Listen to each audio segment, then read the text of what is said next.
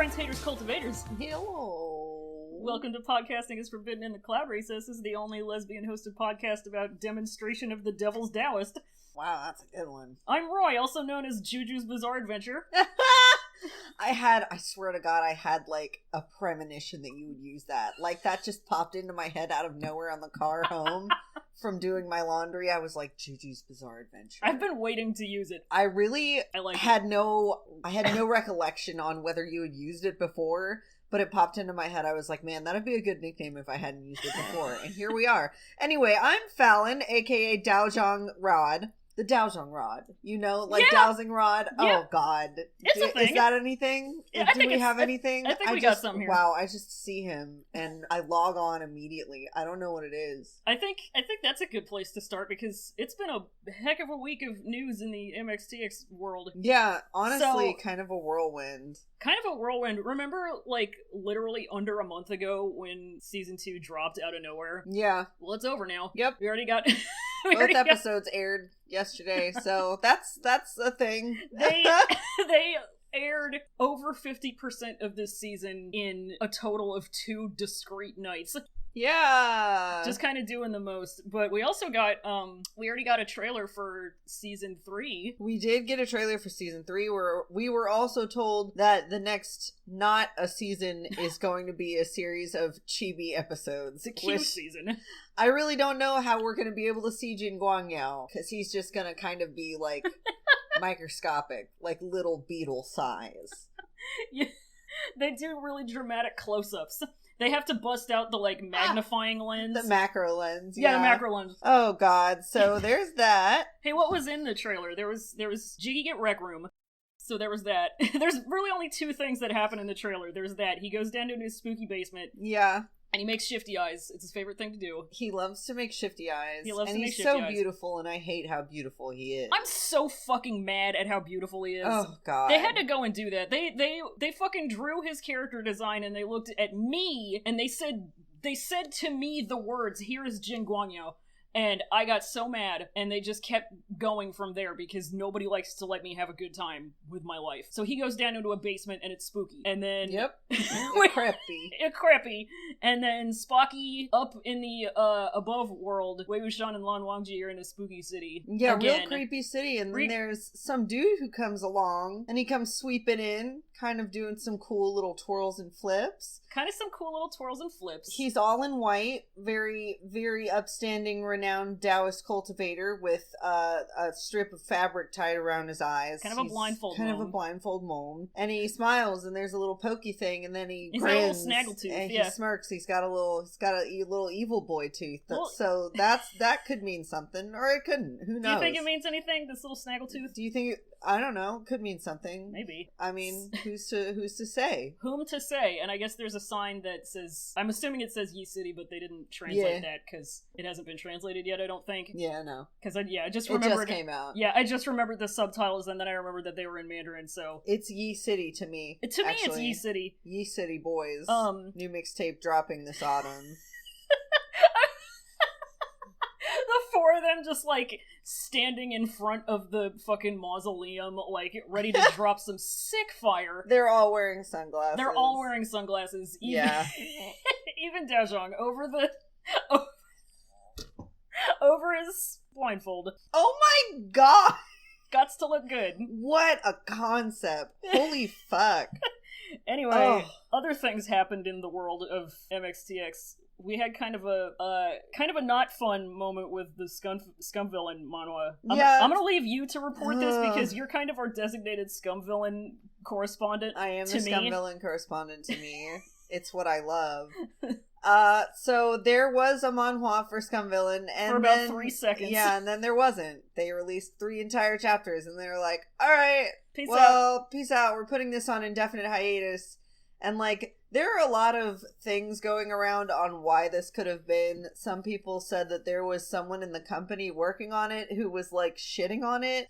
And some people said that it was because the reaction from the fan base was way too negative. I'm not entirely sure what actually went on, and I'm not trying to be out here spreading any rumors, but yeah, it was put on indefinite hiatus after, like, I think it was actually 4 chapters. We got, like, a brief glimpse of what could have been, and then it got nerfed. Yeah, it was like, wasn't it like the day after it premiered, or like 2 days? No, it was like 2 days. We got 2 days of Shizun manhua indulgence, and then, gone. Yeah, just gone. Like just a kind of candle snatched, in the wind. Yeah, gone too soon. Gone too soon. You lived your life like a candle and the wind. Rip in peace. He came, he died again. Yeah. We stand. The fandom was too excited to assassinate him on the day the manhwa premiered, and our energy really straight up killed him for good. It just killed him. It killed him so hard he couldn't even transmigrate. Rip Shenyun. It sucks. Wow. It fucking sucks. But yeah, they haven't put out an official reason for why they did that. So the same thing that happens every time things happen in this fandom happened, where people start giving reasons, but there's no basis for it. And then and then nobody says a reason, and then things carry on. Yeah, there you go. You know? But so that was that. We don't know when it's coming back. It might be coming back. They might be finding a new production team to do it, because apparently people were complaining about the art, which was fine. It was lovely. It was fine. It was lovely. The character designs were nice. Maybe it was because Binghu wasn't fluffy enough. I don't know. You know what? The rest of him looked so good, I was willing to overlook the fluff. He looked real good. I loved the high ponytail moment. That was a mood and a look, and Baby Binghu was just... Oh, he was a baby. Ideal. A baby. So it just makes me sad that we had it and then we lost it within the span of like 3 days. You don't know what you got till it's gone. I guess. Goes to show. It just goes to show, you know, we're still going to be doing Scum Villain stuff in the future. Yeah. Still going to be on the lookout. Be on the lookout for She's Gonna Get iPad, because he's still going to get iPad regardless of what else happens. Yeah. But I think the most important thing that happened this week, in the world of Modao and MXTX and everything, and possibly the most important thing that's ever happened to me ever, is my Wei-Wuxian Nendoroid came in the mail. She's holding it up like y'all can actually see it. I have to hold him in my hands so I can report on him effectively, because he's the best thing I've ever spent money on. Back in February, when I was first getting into Modao, his hair broke off. I saw that they were making a him, and I said, I must have this. I've never gotten a Nendoroid before. This is my very first one. Yeah. And I saw him, and I said, he will be mine. And I busted ass. I took a bunch of commissions, and I said, this is going to be mine. And I had that, like, $70 or whatever in my PayPal for 6 months, waiting for him to come to me. Waiting for him to come home, and he finally came. His hair is posable. His ponytail is jointed.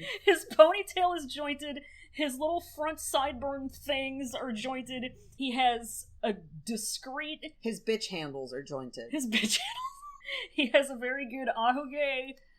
He has several arms. He has some booze that you can make him hold. Right now, what I have him doing is he has a set of arms that, like, they're supposed to, like, be him putting his arm on his hip and doing kind of a sassy little hip jut move. Yeah. But I have those. I have his arms on the opposite sides that they're supposed to be, because it makes him look like he's doing a spooky ghost kind of move, kind of gesture, kind of a Halloween Spooky Frankenstein type of thing. Lanchan, look at me. Lanchan, look, I'm creepy.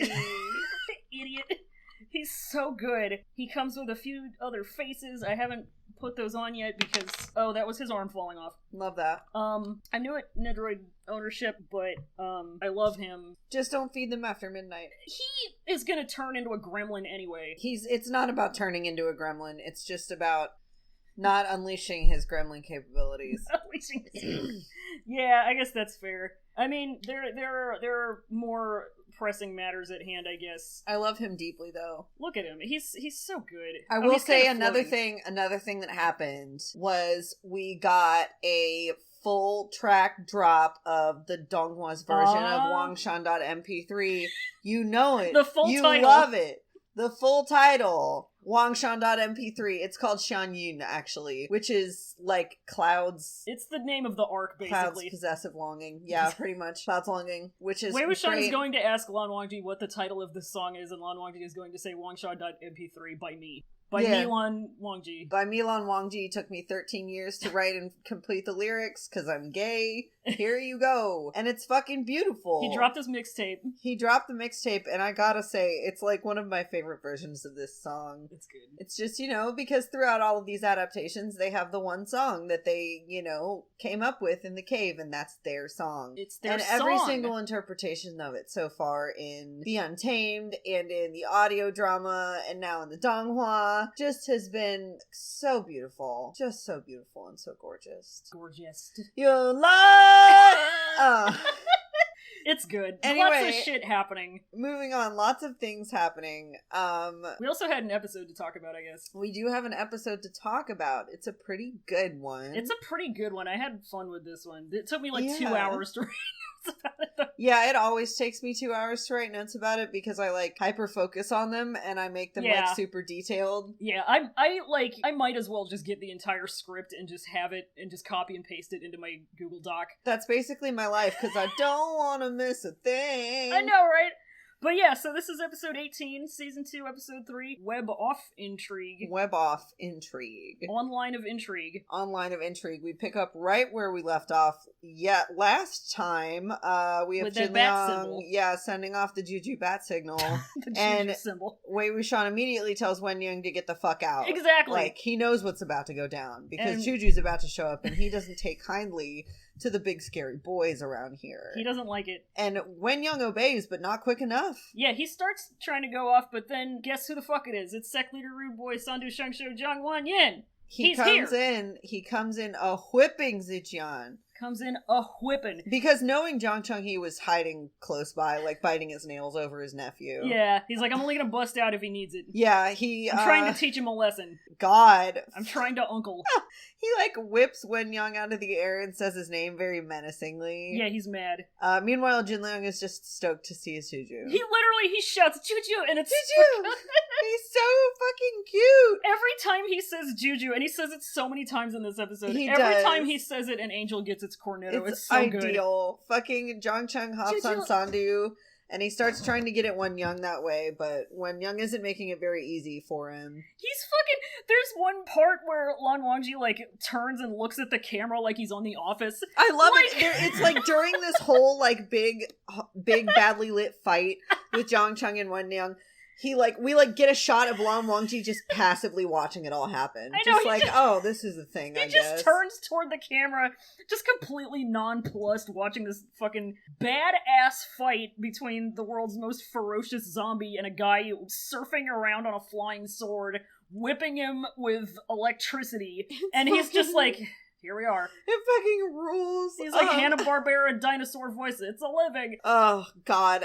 My next note is just Zhang Cheng rules. Yeah, Juju gets another whip in before Wen Yang disappears. He lands on the ground and gets greeted by his Zhang boys and his nephew. No, well, wait, we didn't talk about them going hand to hand. Oh, bitch. Yeah, they did go hand to hand. It's so good. It's animated so well, too. It is. He blocks, every move. Yes, it's so good. I just wish it had been better lit, because I was my first watch through, I was like, what the fuck is going on? Yeah. But it is really well animated. I just really they definitely kept up the quality. Absolutely. For this season, and that makes me very hippie. He does several things that are very just good and him, and yeah. Because he's gotta come in and make a show of it. He's got to make a big deal out of the fact that he's here now. Yeah. So he snaps a tree in half. He goes directly in front of the moon.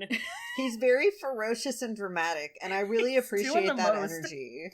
So yeah, Wen Yang disappears, and Jin Liang says Juju again. It's good. And Wei Wuxian is like, oh, Sect Leader Zhang, what a coincidence. Yeah. Zhang Cheng calls this bullshit. Oh, well, he's like, yo, Second Master Lan, remember the other night on the mountain? Remember that? Why'd you let the Ghost General escape, huh? Yeah. Sad about about? What's going on? What's up with that? And Wei Wuxian peeks out, and he's from behind, like, one of the zombie shrubs. Yeah. And he's like, he ain't much of a talker, and Daozhang hates it. And Daozhang is like, oh, well, coincidence me once, shame on you. Coincidence me twice, shame on also you. And Wei Wuxian... What the fuck is up? He's like... He says, oh, you want to whip me again?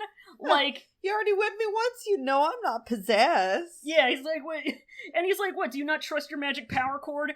And, he doesn't even deny it. Like, what the hell? Daozhang, he's like, that's not important. I will unmask you tonight. Maybe I will. He's like, maybe I do, maybe I don't. Keep scrolling. He's like, I will unmask you tonight. Or my name isn't Fred Rogers. I'm Pokemon going to unmask you. Fucking Lan Wangji just calmly and casually walks in between Daozhang and Wei Wuxian. Yeah, and Daozhang is like, oh, so you're just gonna be like that, huh? You really doing this, bro? And Jin Liang he has to be the one to tell him that Mo Xuanyu is kind of Lan Wangji's kept twink right now. Yeah. So maybe don't fuck with him. He's kind of a sugar baby. He like calls him a distinguished guest, which makes Daozhang do a big menacing laugh. He does a big red boy laugh. He's like, ha ha ha, fuck off. His face just falls in a fraction of a second. You don't even see it, but you can tell that that's what he's doing. He's like ridiculous. Yeah, he's like, oh, nowadays anybody can become a distinguished guest of yours, and he, like... Don't let me catch you in the streets. He says, righteous cultivators D's nuts. Yeah. I got my eye on you. And then he was like... Don't let me catch you in the streets. And he leaves. Oh my god. Pointing at his eyes. Yeah. And then to them, yes. Like a funny Last Airbender. Like a funny Last Airbender. So he starts leaving, and Jin Liang, like, follows after him, like, oh, what about the ghost general? And Daozhang tells him to shut up and quit night hunting alone. And then presumably buys him ice cream the next day and kisses his boo-boos and lets him pick whether he wants the Teenage Mutant Ninja Turtle Band-Aids or the Power Ranger Band-Aids. Yeah. I just like how Wei Wuxian like chuckles nervously and slides behind Lan Wangji. He makes feels bad leave. Man face. He does. Like, Lan Wangji, may I just say, in this scene, he is the largest man I have ever seen. He's so big! Why is he so fucking big? They put him on, like, 1.5 scale. He's like Gandalf versus the Hobbits level size. They took his, like... Flash, like, model and just resized him up by, like, 25%. They did just a little scale-a-rooney there. Just a little scale-a-rooney, just enough for you to notice. God, but fucking, Then Wei Wuxian says that, well, now Zhongzhu's after him, he's never gonna be able to rest, but Lan Wangji says, not if I'm here. Yeah, he's like, if you come with me, he won't bother you. Which, oof, I love that energy, I really do. Boy, so they look at... Nothing fucks with my baby. And they look at a corpse. He's checking out one of the corpses, and he, like, finds a seam on its body, and every single corpse there has one on different locations of its body. Somebody been Frankenstein in this shit. They've been doing it. Wei Ying's like, damn, no wonder that lady was crazy as hell. She must have seen all those bodies get chopped up. Damn. But why cut them up and then sew them back together? And Lan Wangji does, like, a little magic thing with glowing tendrils that wrap around the tree in front of him, and he's like, yeah, aside from the heads, these bodies aren't that evil. Yeah, they're like the corpses, they aren't super mad, so they kind of put together like a funny pun. He kind of figures out that, like, the corpses had been split into pieces to, like, scatter the resentful energy, I think, is what they explain. And then sewn back onto other bodies. Yeah, sewn back to normal corpses to suppress the vibes. Yeah. And there's a little doodle on a corpse's head but that neither of them have ever seen before. Yeah, it looks like somebody took a rune to well, I have here in my notes, merrill away resentful energy, and I'm pretty sure that's not correct. Took a rune to, like, drive away resentful energy. Listen, the swipe thing that my phone does can be super homophobic sometimes. Special guest appearance by Meryl Toyna. Yeah! That's my fucking boy. It looks like, the rune, like, looks like an array that blocks resentful energy, but Wei Wuxian is like, it's completely reversed though, so... Yeah. And I made a typo in making these notes too. I put, it probably does the opposite of that, so Megan the opposite. Megan the opposite. Absolutely. My next note is just vibe vibe sponge. Yeah, vibe sponge. Eventually they glean that somebody researched how to control and suppress vicious energy through this method by, like, cutting a body into pieces here on this little hill. Yeah, it's like fast-acting vibes absorption, so it can only it only takes like a day to turn a corpse into a mean boy zombie. And, Lan Wangji does brain math, and that's when he figures out that, like, somebody was doing this to try to suppress all the resentful energy here 11 years ago, and that's where all the people from Spooky Town went. Yeah, like the abnormal flow of energy on Huaisang Hill that's been freaking everybody out for the past few days was triggered by Jin Zixun's big angry head. His enormous angry head. Yeah, otherwise nobody ever would have found out about this little experiment, and LWJ is like, we should look at the head some more. And Wei Wuxian, he's like, weird how this head had all the power to do this and never did for 11 years. Weird how this only started happening 2 days ago when you brought the arm to the cloud recesses. Yeah, and Lan Wangji accesses gay wavelengths to finish Wei Wuxian's thought. Yes. And he's like, boy's only been here 2 days. They're on fucking wavelengths just like me and you. They are. Remember when that's what we called it? We called it wavelengths. Wavelengths. It still is wavelengths, if I'm being real. Can we, real quick, we keep mentioning that the place that they're at right now is Huaisang Hill. It's not the same as our boy. Yeah, it's not named after him. He doesn't have a hill named after him as far as I know. It would be cute. There is probably a more distinct differentiation in how you pronounce the pinyin S-A with the pinyin C-A, but I am an American English speaker, so it's a little more difficult for me. I got my ears out. I got my ears all the fuck out. Yeah, like, please. I'm trying. Please. And I'm trying to connect my ears to my mouth. I'm trying to make it work. But sometimes it's just not very easy for us. We do try, though. We try. Real hard. So it's coincidence. Yeah, I think it means the head was planted to me. Yeah, somebody be plotting, and they want Lan Wangji to solve the mysteries. He goes to the crime scene. He eats the crimes. I go to the crime scene. So anyway, we're back to Ninja Clan. Here we stand. Yeah. We're somewhere in a gazebo. Somewhere in a fancy gazebo, and Big Boy's little masked ninja pal is relaying the info to him from what happened on Huaisang Hill. The not lawn man that we saw last night hiding in the laundry. Yeah, the not lawn. And he's being all austere again. The big man is like, they'll never find anything out on that. Well, he's like, what the fuck was Lan Wangji doing there? And Ninja's like, I don't know. And he says that their guy said, so long suckers, and revved up his engine, and when the dust cleared, he was completely dead on the pavement. So he was dead on the pavement. Yeah, so they didn't get any info. And then that's when not lawn guy stands there with his hands behind his back villainously. He's really doing the most. Yeah, he's trying so hard to fill this role here. I know. He's like, well, they're not going to find anything there anyway. Podunk ass, sticks ass, bumfuck ass, Huaisang Hill. Oh my god. And then they talk a little bit more about how the zombie trap array is like a lost art and only a few people would be able to break through it, but Lan Wangji ain't one of them. Yeah, some fucking twink named Mo Xuan Yu. Yeah, sneaky sect leader boy thought that it was Lan Wangji who had broken through it at first, but it turns out it was that nobody, Mo Xuan Yu. Yeah. And it cuts to Wei Wuxian and he's like earthbending some rocks into the air with some glowy red demonic cultivation. They've all got little runes on them. And he's just levitating some rocks as you do. He's out here levitating some rocks, and he's posing them for cultivator Roger Dean so he can paint a ancient Chinese Yes album cover. Yeah, and he sends some more demonic energy into the runes on the floating rocks. He charges them up, and then he makes them destroy the array on Huaisang Hill. Yeah. So he's that's what he's doing. He's like, gee. he says it real cute. And he's done this a couple times before. Whenever he gives a command to his undead forces, it's always just one little character, one syllable, and it's like, gee. Like he's sneezing. He's so cute. You have to say it gremlinly when you're doing demonic cultivation. He makes the array go kablooey, and then hey, remember last season when there was some old ain't shit ass little fool I kept saying for everybody to keep in their back pockets? Yeah, it sucks? With the tiniest eyebrows I've ever seen. His little teardrop, his little fucking Ross Yu eyebrows. Oh my god! No, they're so much smaller than Ross Yu's eyebrows. They're little tadpole eyebrows. Tiny. Yeah, they're little sperms. Little sperms. Yeah. Remember Suchet? Wow, I do remember Suchet actually. I wish I didn't, but he's still there. Yeah, he's here and he sucks. So that's done. He goes, Mo Xuan Yu. Yeah, he's mad.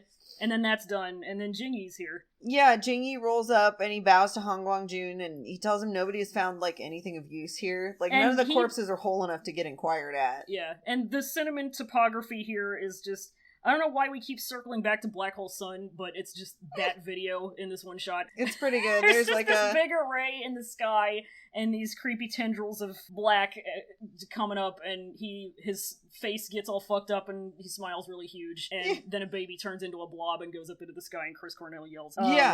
Extremely. And then, like, some lawn guys are here. Oh, yeah. And, Wei Wuxian is like, well, that sucks. Why would somebody go to all the trouble to bring us here then? Yeah. And then we get a shot of somebody hiding behind a tree watching them before they run away. And then when Lan Wangji and Wei Wuxian look back, there's only a squirrel. Just a squirrel.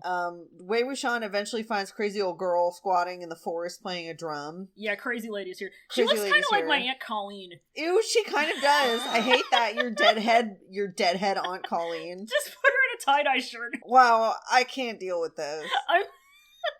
I don't I don't care for it, but she's playing with a little drum toy, and there's some pinwheels, yeah. They're on there's like a mound, yeah, with some grass growing over it and 2 pinwheels sticking out of it, and a little stuffed animal on top of it. And Wei Wuxian reaches out to touch one of the pinwheels, and she fucking bites him. Yeah, she bites him right on the arm. He calls her a hag. Wei Wuxian declared problematic again. How dare you, hag, for bite me.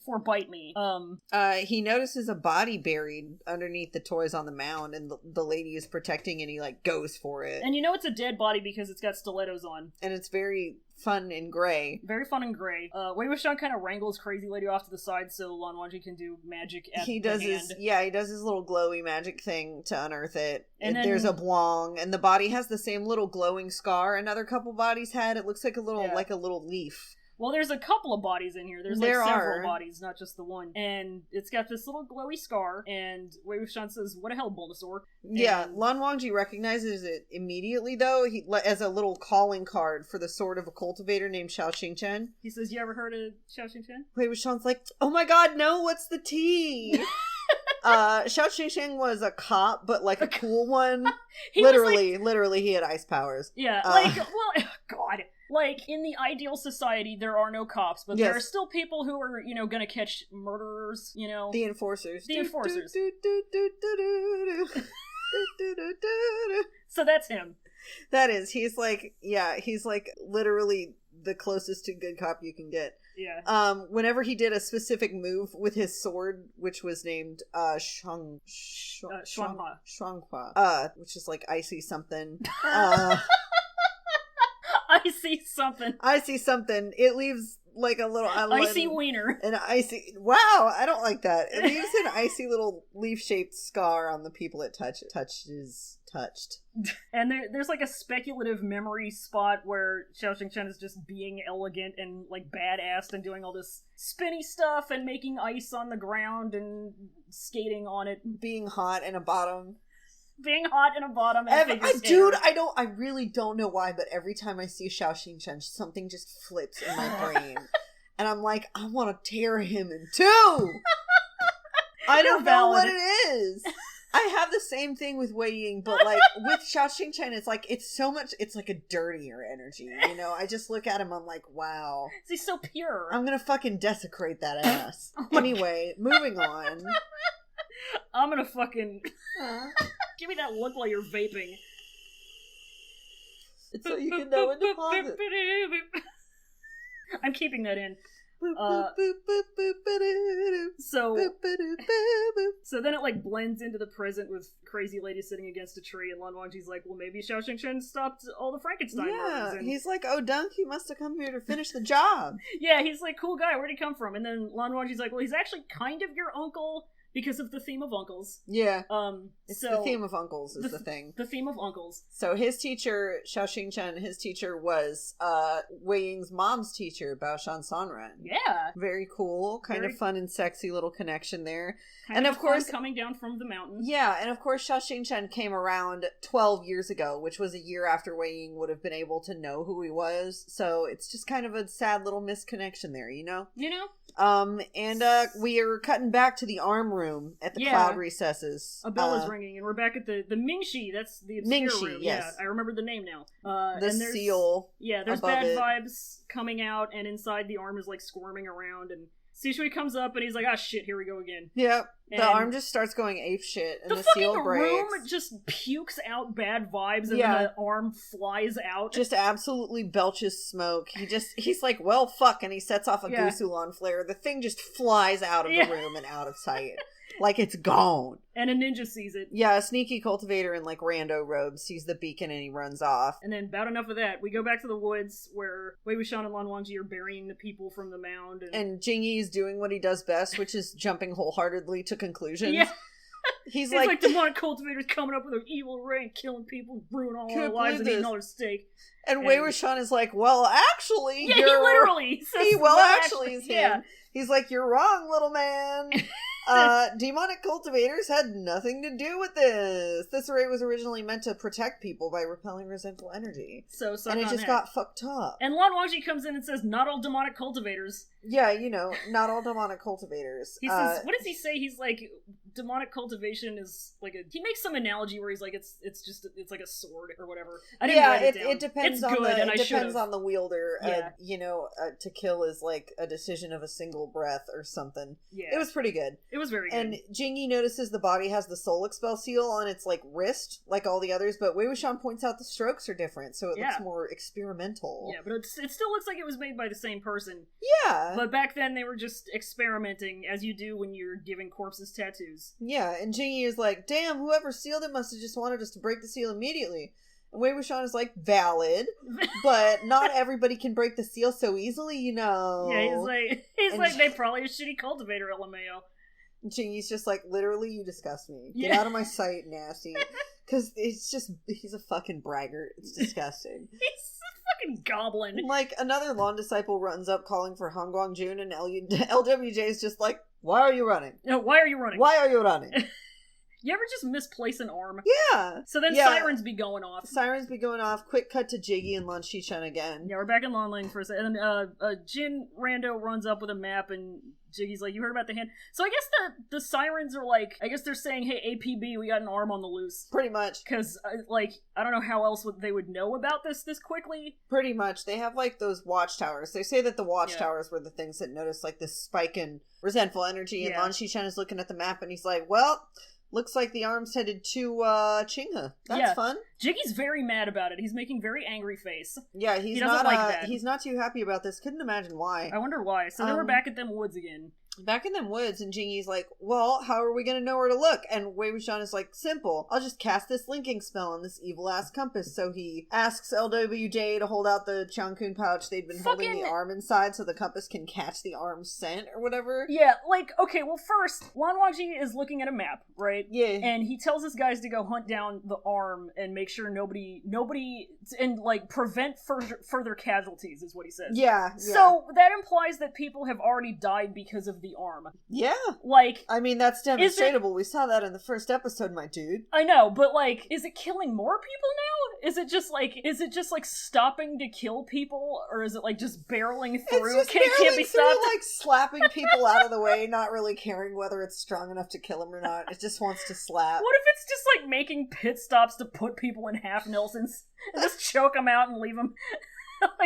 This was obviously done by the corpse arm. The corpse arm. Can you imagine, though, you're just going about your shit and you see something, moving real fast towards you in the woods and, you squint to see what it is. What the hell is that? And then, next thing you know, you just get clocked so hard by a buff flying severed arm that you die. Yeah, I feel like you leave behind confused energy. I feel like this would make a real good SCP. Flying arm. The flying arm. What if you're bending over while it's coming your way and it fists you to death? Anyway. What? Jingyi says, where are we going? No, it just shoves straight through your body on its way. It'll kill you.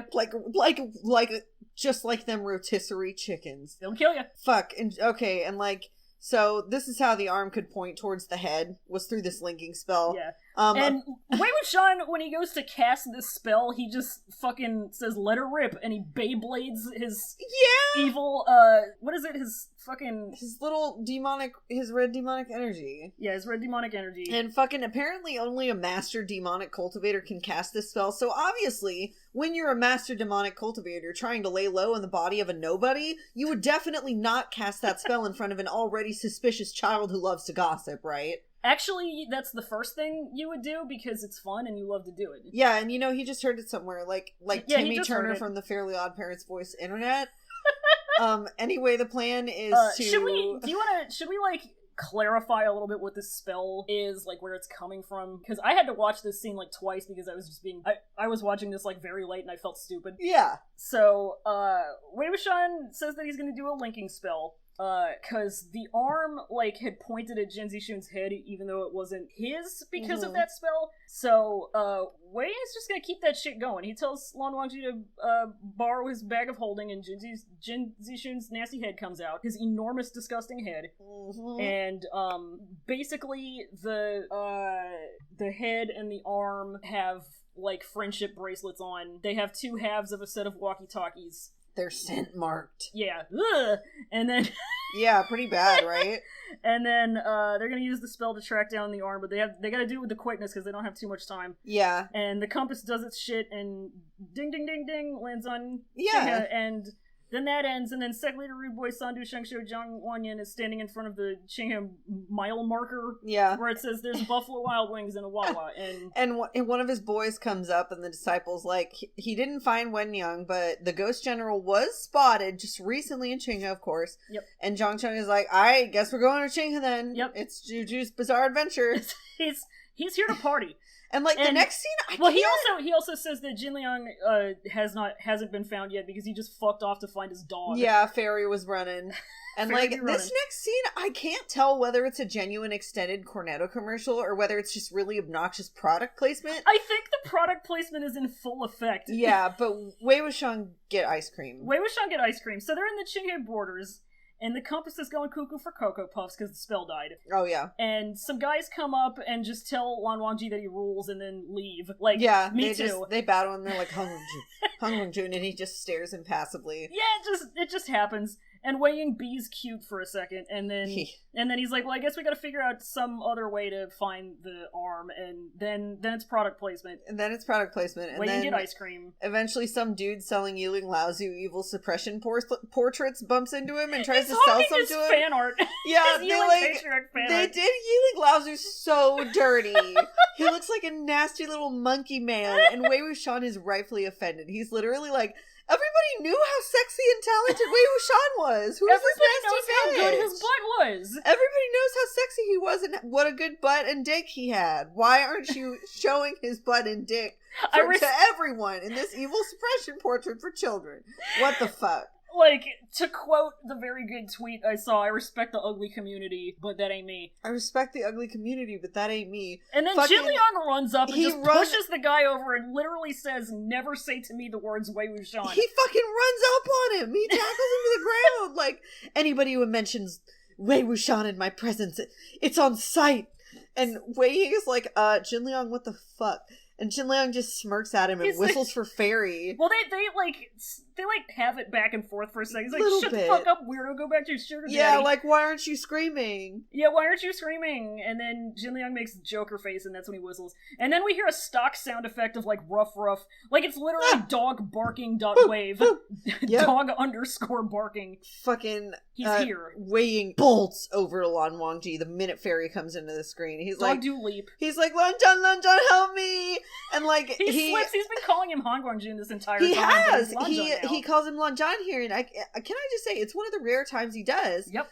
While in Mo Xuanyu's body, like, usually he's careful to call him Han Guangjun, but when he's scared or just being a goblin, he reverts to calling him Lanjan. When the emotion get too much. Him Lanjan, actually. And then Fairy feels bad. Yeah, Fairy feels bad. Fairy is a husky. Siberian husky. Jin Liang's little friend. His little friend.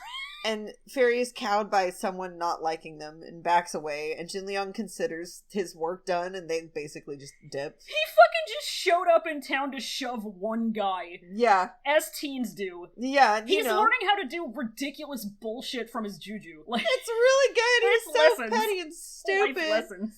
It's only now that Wei Ying realizes he has leapt into Lan Wangji's arms for protection. Yeah, everybody is silently accusing Wei Wuxian of gay. Yeah, they're all just staring at him like, this dude, is he... Is he? I just want to say, I know the focus is, like, on the two of them, and, how good that is and how much I like it, but there's just in the background, like just the extras, there's so much diversity in the random extras it's really cool. Nobody looks the same. Like, several people are wearing colors that aren't just unimportant rando beige. There's like, they have distinct features and like body types and hair. There's like a fancy fat lady. Yeah, there was a lot of thought put into it. A lot of thought put into it. It's so good. It feels like a real actual place. I just like it a lot. So anyway. And fucking Wei Ying, he hops out of Lan Wangji's arms and tries to play it off all casually and starts making small talk like, so, Hanguang Jun, what's the tea? What's been going on here? And Lan Wangji's like, oh, well, apparently Xinglu Ridge nearby is fucked up. And Xinglu Ridge is a location name you might remember if you have very good season finale Stinger memory. Yeah. And Ewing Patriarch fan art guy comes up and says, y'all best stay away from there, it's haunted. Yeah, it's haunted. Maybe don't do that, actually. Like, that place is also known as the Man-Eating Ridge because the Man-Eating Castle is there on the Man-Eating Ridge, and I heard it eats men. And Wei Wuxian is like, oh shit, really? It's a Man-Eating Castle to me. It's a Man-Eating Castle to me. And Wei Wuxian's like, oh shit. What's the Qinghe sect doing about it? Yeah, he's like, why? It's been going on for years and they haven't done anything. And my dude goes, LMAO. Yeah, he's like, the sect leader is a total good for nothing. The translation is so good. So the guy says that the current leader of the Nye sect will not talk about what he doesn't know and is too afraid to say what he does know. Yep. And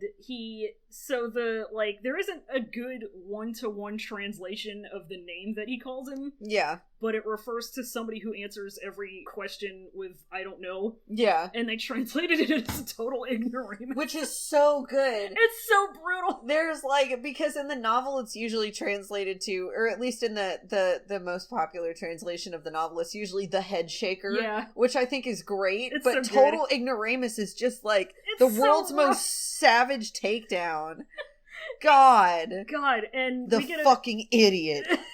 It cuts to a shot of Nia Huaisang playing with a little birdie in a cage. Yeah, it's the familiar fingy bothering bird. Yeah, and the birdie just says in a very recording machine voice, yeah. I don't know, I really don't know. It just plays Huaisang saying that, but in captured on a radio via a portable tape recorder and run through a toilet filter. Yeah, wonder what a total ignoramus could be doing with a bird completely capable of recording and reciting back speech. Yeah, it's weird. Wow, total ignoramuses don't, they wouldn't have any use for that. Well, what happens is that, his little sect disciple boy comes up and says, hey, stuff happened at the ridge, what do we do? And that's when the bird says, ow! Yeah, because Nia Huaisang initially is just like... He's like, well, I have an idea. Nothing! I'm gonna stay here. I'm gonna watch Malcolm in the Middle. You guys can go take care of it, maybe, if you feel like it. I'm not gonna force you, because, if you have things that you had planned today, I don't wanna get into your, I don't wanna cut you off. It's just that there could be some really big bees out there. There could be some really... I think it'd be better if you guys went. I'm just gonna hang out here. I'm gonna smoke a little weed. It'll be fun. Feel free to join me. Fucking meanwhile, Fairy is busting ass through a forest in Qinghe. Oh wait, I want to go back for a second. Why? Because when the guy, the Yiling Patriarch fan art man, is telling them about how much Yang Huaisang sucks, he says, this is new, he says that he depended on the Jin and Lan sects to help him secure the position of sect leader, which is a bit of a departure. Just a touch. What I remembered, what I had heard, was that he just, ascended because he was Big Boy's brother. Yeah. And that's just how it be. And they're helping him out. I mean, Jiggy and LXC are helping him out. Mm-hmm. Because he demands it, because he goes to them drunk and cries. Yeah. And says, please help me, I'm scared. And, but them actually helping him secure the position of sect leader is odd, because he very much didn't want that. So I'm just picturing the two of them being like, no, you have to let him do it. And he's, behind them going, please don't say that. Please don't. It's fine. I'm fine. I'm good over here. I'm good. Dude. I'm good. I'll just go. I'll just leave. I don't have to be here. Don't let me stand in the way. So please. So then Jin Liang is chasing Fairy through the woods and he's cursing her out. Yeah, and saying there's no pot roast ahead. Why are you running so fast? And there's feeding his dog pot roast. Of course he is. And there's creepy music. Yeah. And Wei Wuxian and LWJ are close by, and Wei Wuxian's like, well, I don't see any monsters, so that guy must have been full of shit. Yeah, and then dogbarking.wave plays Dogbarking.wave, and he is immediately nervous again. And Lanchan asks if he's afraid of dogs, and Wei Ying's like, yeah, I got the trauma. I got that trauma, you know how to do. It's like, and it fades into like a child, dirty little child He's cowering in an alley. He's the dirtiest boy! The dirtiest boy. He's covered in dirt. He can't even put his hair in a ponytail. He's such a mess. He's a little dirty boy. He's a dirty little dirt boy. It's a real snowy city in winter, and he's surrounded by mean-looking stray dogs that are growling at him, and they're about to eat his little baby legs. And they're about to attack, and then a friendly man's in some familiar purple robes walks up to the kid, and he's like, hey, it's all good. You're safe. Let's go home, man. Let's go home. And boy, Junk Fung Man may be Kirk Van Houten to me, but that didn't stop me from crying real hard at this. It was so beautiful. Like, Baby Wei Ying is absolutely overjoyed. He's so happy. And he immediately takes the hand that's been offered to him. I'm fucking sobbing. So cute. He just smiles so wide. He's so happy and so excited. And then we fade back out to the present day, and WWX and LWJ just looking sideways at each other very tenderly for a minute. Yeah. And then there's a little rustle from a bush. There's a little rustle, and somebody in some pretty olive green robes unfolds a fan. Yeah, Who could it be now? The show's and my favorite thing, the Huaisang Stinger. And that's the episode. Huaisang Stinger. I love the Huaisang Stinger. That's my favorite, folks. That's episode. Anyway, so how we feeling, fam? I'm into it, my dude. I really like what they're doing with the plot here. I'm kind of into it. I'm buying what they're selling. I am buying what they're selling, except for Cornetto, which they don't sell in my country. So. I would buy Cornetto if they sold it. Because it looks really fucking good. It looks so good. The fact that they have a tsundere Cornetto, the fact that they have a tsundere Cornetto, I'm sorry. I can't even explain to you. It's been sending me all fucking month. How all over that I would be. I cannot tell you. It's so unfair. It's ridiculous. So... Continue. Do you want to do the Jesse McMinute? Yeah, you got anything for the Jesse McMinute? Okay, I got a stupid question. Yeah. So we talked a little bit about some of the Scum Villain shenanigans this week, because that happened. Yeah. Let's say you died, and you wake up, and you have transmigrated into the man of Jesse Man McCree. Okay. What do you do? Alright. Got to get my timer, and let's go. The first thing that I would do is look into his archives for any incriminating evidence as to, his past or backstory, or, like any diaries, anything that would really give me insight into who this man is, because it would help me ground myself, And then I would, I don't know, I would probably spend several hours just getting the tea. And then I would kind of relish the idea of, for the first time in my life, actually being able to handle a gun without feeling terrified of it, and actually being useful. Valid. Then I would drink a lot, and then I would go see I would go see what Hanzo Shimada's doing. You got it. It's on the to-do list. I'm just gonna go take a gander. On the daily. I don't know. I think being him would be kind of fun. Aside from the crippling depression, but I mean, we already got that covered.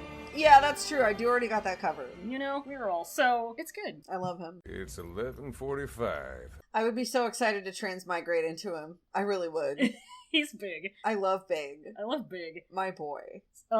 Speaking of our boys, do you want to do some Google Translate Essence Collection? Yeah, let's do some Google Translate Essence Collection. Hell yes. I got 3 of them. 2 of them are about equal in size, and then one of them's just kind of a stinger. Yeah, I love it. So these are all from Mandarin. The first 2 are from fan fiction. And these ones I found kind of a while ago, so I don't have context, but the third one is from actually, the third one is from Japanese, and it's somebody's tweet. Okay. But the first one is just some good old fan fiction. Okay.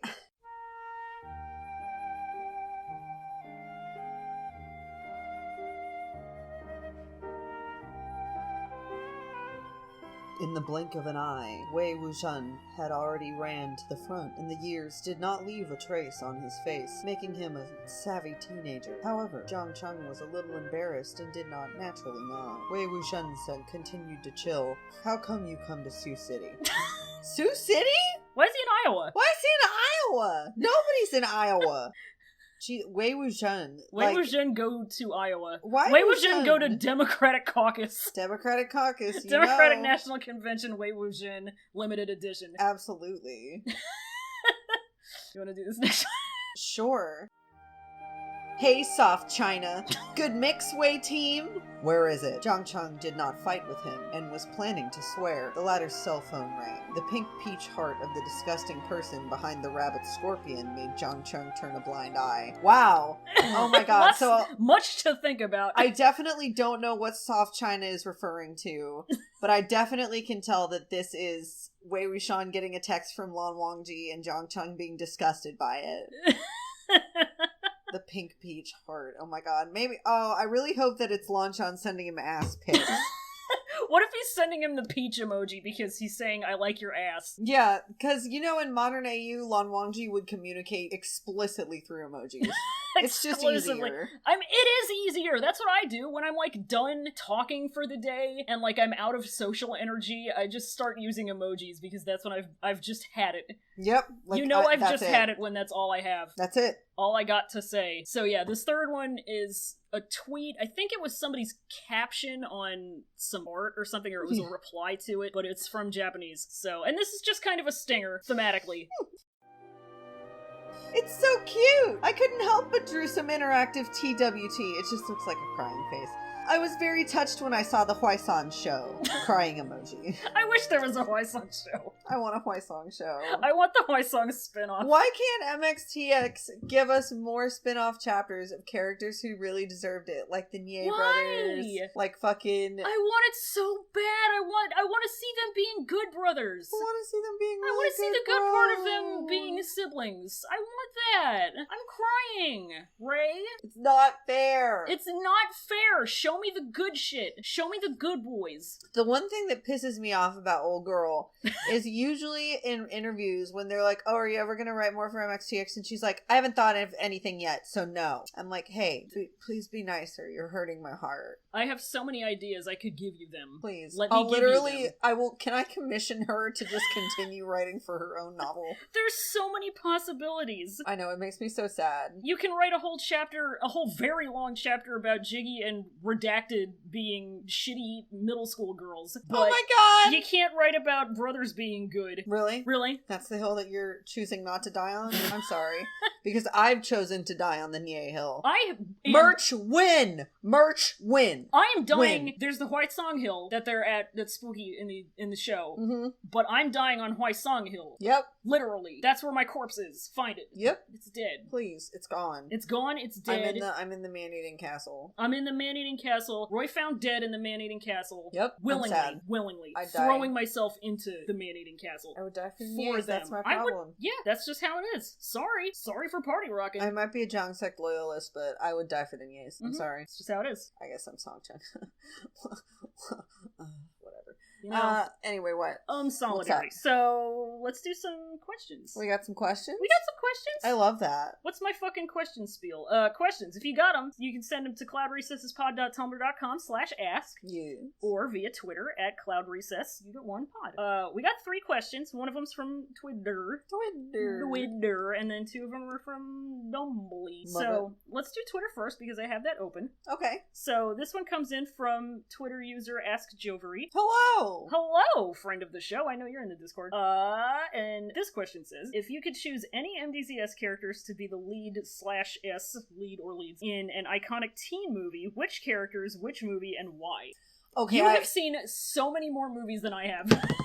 I saw this the other day and I got so excited because I immediately thought John Hughes movie with all of them. Oh my god. You got it. It's a teen ensemble John Hughes kind of movie where they're just fucking around and getting into hijinks and their last day of senior year. I really want it. I love them being teens. Oh my god, I love them being stupid teens. Because you've got the whole gamut of character stereotypes. You really do.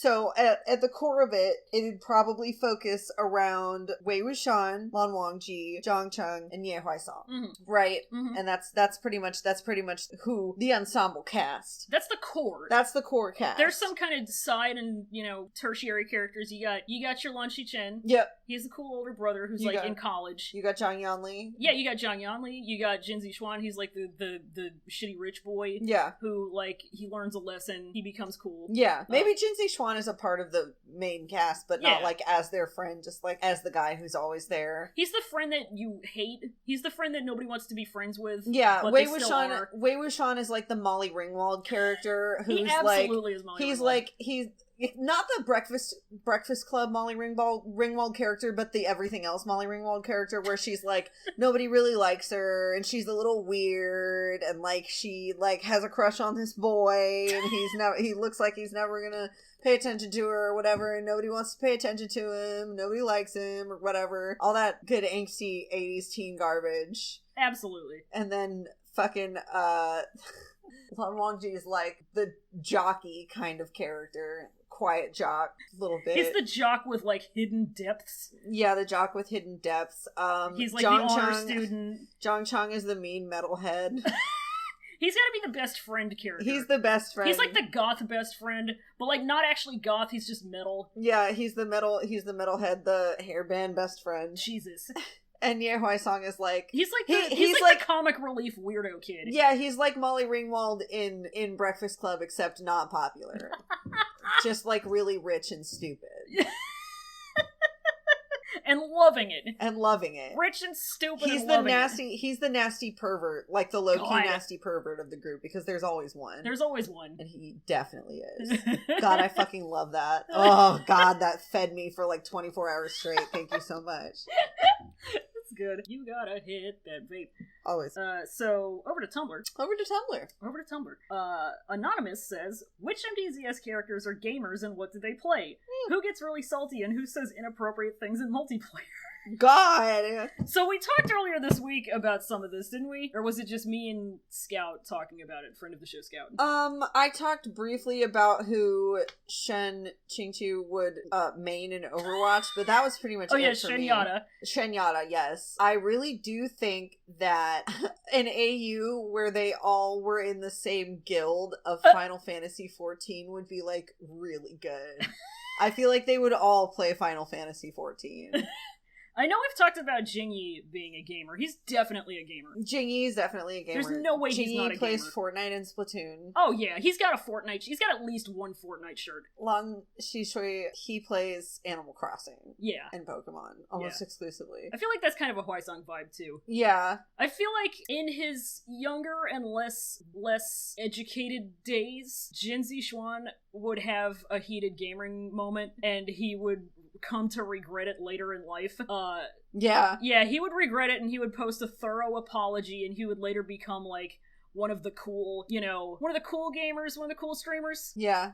One of the cool streamers that calls out people being assholes. Yeah, and he owns up to the shit that he pulled back then. Yeah, it's pretty good to me, honestly. He definitely used a word that he didn't realize the full implications of because of being too privileged to know. Yeah. I will say that Ye Huaisang probably loves the Yakuza series because it's got a bunch of hot dudes in it. I feel like Ye Huaisang chiefly looks at a video game for its hot guy purposes, first and foremost. It's aesthetics. It's just aesthetics. It's boys. To me. It's boys. What can I say? We can't do that. We did that joke dude. Last week. Okay, cut it out then. Fuck. I will. I'm editing it, bitch. Cut it out. Dare you. I will. It's evergreen, bitch. Our last question comes in from Anonymous, and this is so good. This Anonymous says, who has the best hair? Who has the worst hair? Who had the best time skip glow up? Okay, I want to get this out of the way first, because I need to debate this, and I'm not sure, because I genuinely don't know. Okay. Is going from cute, soft, big baby eyes boy to Nathan Explosion zombie a glow up? I would argue that it's a very unique kind of glow up, but it is a glow up. It's like a lateral glow up. It's a lateral glow up, yeah. You're kind of going from one kind of hotness to a different one. Yeah, you're kind of code switching from twink to otter, kind of. Does he do? Well, I guess it would depend on who you're a zombie of. Because I was gonna ask if zombies have body hair, but like that's just gonna differ from person to person, as all zombies do. I'm sure that if the body had zombie hair before it Jesus Christ. I'm sure that if the zombie had body hair, if the body had zombie hair, Jesus fucking Christ. That's now, there's an affliction for you. That's when all of your hair is dead ends. Like, mine is. I need a haircut real bad. Yeah, you do. My hair is so fucking big right now. Poor doggy. Anyway. But I'm sure that if the zombie had body hair before it died, it would probably have body hair after it died. Yeah. I don't know about Wen Young, though. It's a little weird to think about Wen Young's body hair. He's just such a baby.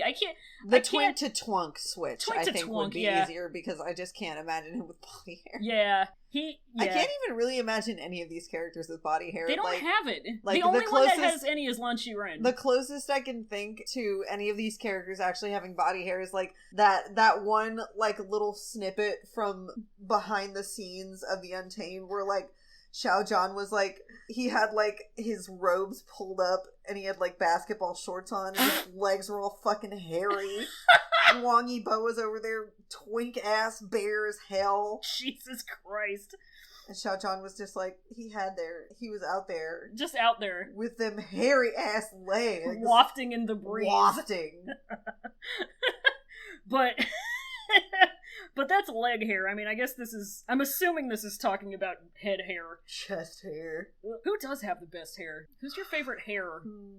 I think that, like, gloss and quality speaking, Jin Guangya has the best hair. Oh, fuck. Yeah, you're right. Actually, it's a close second to Nie Huaisang. Because I feel like out of anybody else, Nie Huaisang would focus the most on making sure that his hair is as beautiful as possible. I feel like he's got the thing that I kind of do where it's like really, really, really thick. Yeah. It looks like it's really thick, and it looks like it's very soft, though. Like baby cat's fur soft. Yeah. It's very thick and it's very soft. Jiggy, on the other hand, has like, he be using that deep conditioner every single night. It's so glossy. Oh yeah, it's so glossy. It's like super... It's pretty thin, though. Yeah, it's just sleek. He's just not naturally blessed with beautiful hair, but he has enough options at his disposal to make it beautiful. Yeah, now that he can afford the product. Yes, now that he can afford the product, he's basking. He luxuriates in it. Yeah. Oh, absolutely. He's spoiling himself. He's walking around, he's walking around Koi Tower knowing he's that bitch. He knows he's that bitch. He's got his, like, fuzzy trimmed yellow bathrobe, floor length with heels on. Yeah, you can't tell him nothing. Walking around like he just got divorced. You can't tell him nothing. You can't tell him nothing. Who had the best time skip glow up though? Because we talked about the lateral one, but I feel like, you know, Lan Wangji. Oh god, he's so Lan Wangji. He's so handsome. He did have the best glow up. I think that he had the best glow up because it's like, it's not the most obvious one, but like it is when you look. Yeah, when you look back at baby Lan Wangji in his big collar robe, he was so fucking baby. His eyes were so big, those wide, beautiful eyes, and he just went like full gong mode. In the time skip, like full on top. Full top. 100 with like the narrowed beautiful eyes and the straight beautiful eyebrows and like the long beautiful face. He definitely, I feel like Lan Wangji, absolutely. But once again, a close second would be Nie Huaisang because Nie Huaisang is so beautiful. He is so cute. He's still got his big beautiful puppy eyes. He does. He's still got those beautiful eyelashes. Oh my god, I just can't. I can't even deal with it. Dicks out for Nie Huaisang. Dicks out for Nie Huaisang. He went through... Dude, puberty did him so many favors. It really did. He maintained just enough of his baby cuteness to, like, balance out the adult beauty, and he's just so gorgeous now. He is gorgeous. He is gorgeous. Gorgeous. It's not fair. I absolutely love him. I can't get enough. Every time I see him, I want to see more. And it's not fair that he still won't face the fucking camera. Soon. We'll get there. I feel like I don't want to leave this question without giving some props. An honorable mention to Mr. Sec Leader Ruboy Sandu Shengsho Jiang Wanyan because he looks so good. Oh my god, Daddy! I can't even deal with it. Like, I think I only didn't mention him. He looks so good with the longer, like, he front really bangs. does, and like the little braid on the side. Oh my god! And he just got broader and like meaner in the face. I'm like, he Jesus got so much Christ. pointier. Will you fucking beat me to death already? I can't stand this. Can you just kill me? Can you please kill me? I'm waiting. TikTok, bitch. TikTok, bitch. Chip chop chip. Fuck. Who has the worst hair? Who's got shit hair? I mean, Wen Xiao canonically was greasy. I'm so glad we can use past tense verbs greasy. For him now. Who has the worst hair? You know what? I'm gonna say Daozhang probably has shitty hair. He's probably one of those dudes who, like... It's weird because he's one of those dudes who just uses plain-ass soap on his whole body, including his hair.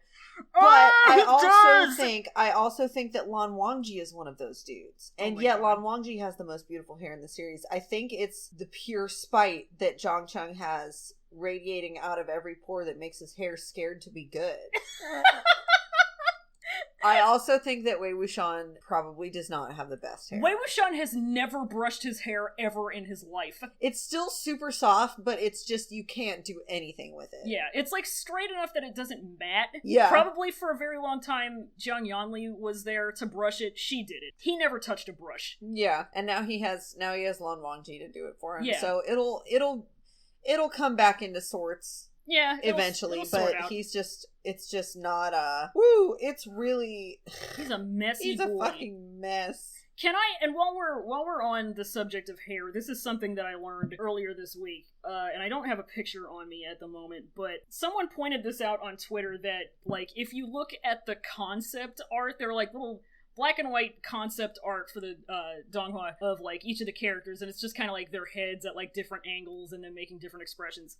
And someone pointed out that Lan Xishui has like little, like, his sideburns don't connect to the rest of his hair. He's got like a little zigzag line.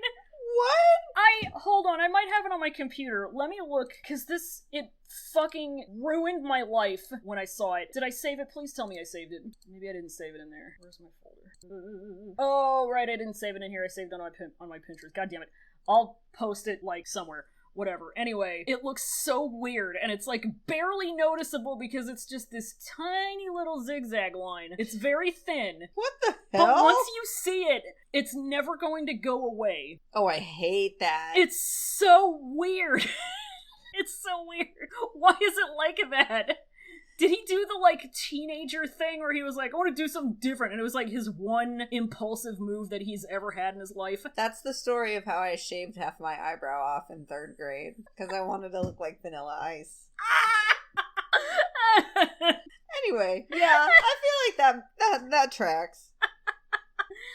Oh my god. Alright, well, shout out to Rob Van Winkle. So, yeah, thanks so much. That's pretty much episode. Yeah, I think that's pretty much it for this one. Yeah, so folks, we have a Patreon. We do have a Patreon now. Got us that Patreon. So patreon.com/podrecesses, where we got some stuff. If you feel like supporting us, it would be good to us and to you, because there's stuff that you can get. For $1 a month, you can be a disciple of the show and get access to all of our Patreon-exclusive bonus content, plus a special role in our Discord. And all that bonus content includes She's Gonna Get iPad coming this month. It's She's September. Gonna Get iPad I'm not used to it being September. I know, I'm not used to it either. For $5 a month, you can be a sect leader of the show and get all that, plus a more special role in our Discord channel and a thank you shout out on the show. Plus, you can send us a short little message for us to read. Yeah, just don't be weird about it. And for $10 a month, you can be a chief cultivator of the Pod Recesses world. And you can get all of that and an even more special role in our Discord. And you can send us requests for things to stream. And we will do that. And all of those streams are going to be available whether you are a Patreon donor or not. So it's good and cool. Yeah. It's cool and good to me. Yeah, so shout outs to our $5 and $10 sect leaders and cultivators of the show. Colin Arnold, Sarah McClintock, and Scoop. Yay! Scott Shiro. Thank you guys. Thank you. We appreciate you. Thank you also to Noisepace.xyz for being our podcast network. Thanks, Sect Leader Matt. Thank you, Sect Leader Matt of the show. If you go to Noisepace.xyz, you can find a bunch of other good podcasts. I went through and read all of the fucking cursed as hell episode titles of City Girls Make Do today, and that got me going for most of the early afternoon. They're so bad that we can't really even say them on the air. Probably not. We did talk about getting fisted to death in this episode, though, so... That's true! It is true. There's The Stick. It's about Homestar Runner. There's Hamsteak, which is about Homestuck. Just picking up something good, which is about... Radiohead. Lots of other good shit. And I think you should do that. Little something for everybody. Once again, I'm Roy. I am on Twitter at SemperFunny, all one word, and also at Yeeling Hype Beast, which is my MDZS side blog where I post my good takes. We were talking today about the burden of being correct always. Yeah. And you can see the stress that takes out on me on Yeeling Hype Beast. Yeah, it's really hard to be the kinds of people that we are and that we're right all the time, because it just, like, it really wears on us to be so intellectually sitting and playing chess with a person made out of our own brains all the time. It really, it's a lot to take on, but it's the burden that we've decided to shoulder. But it is nice to be able to bear witness to that. Yeah. And just be correct alongside us. Yeah, it's nice. It's what Goku wants. But anyway, I'm Fallon. I'm on Twitter at America's Burden, and also at my MXTX-ish specific side blog, Himbo Zongju, which is ZONGZHU. Yeah! I finally got it. Yay! And you can find Pod Recesses, the us, at cloudrecessespod.tumblr.com and on twitter.com/cloudrecess, you get one pod. We're on all your podcast apps and websites and stuff, so do us a cool thing. Give us some likes, give us some subscriptions, give us some ratings, give us some comments. We love them. Yeah, if you like it, tell your friends who are into Modao. Hell yeah. And join our Discord. Yeah. Which is it's not just talking about the show itself, it's just talking about shooting the Modao Zushi, and we also have a channel for Shizun Get iPad and for Scum Villain, so, it's good. Welcome. And you don't have to be familiar with the whole thing, because we got channels for spoilers and all that good stuff. Yes, indeedy. Mostly we talk about the Nye boys working at Build-A-Bear. Mostly, yeah. Mostly. It's what I like. Yeah, and links to all of those things are in the description. Yes, always. And, hey, there's like a thing that we say at the end of every episode. What is that thing, Roy? Semper Bunny. It's Semper Bunny! Semper Bunny, folks. Bye-bye! Bye!